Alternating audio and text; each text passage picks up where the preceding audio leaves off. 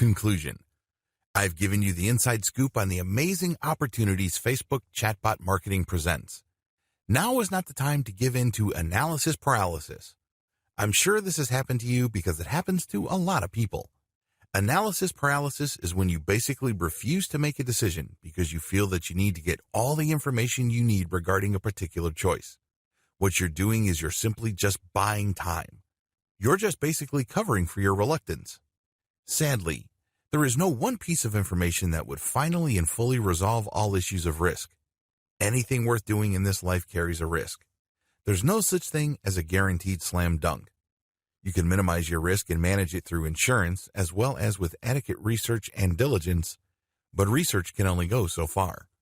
At some point, you have to give yourself permission to decide with finality. Either you're going to do it or you're not going to do it. That's the bottom line.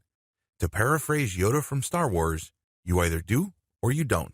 There's no such thing as try. And unfortunately, when you're in analysis paralysis mode, you're just trying to get all the information. You're trying to contain all the risks. You're trying to figure everything out with maximum certainty. That's not going to happen.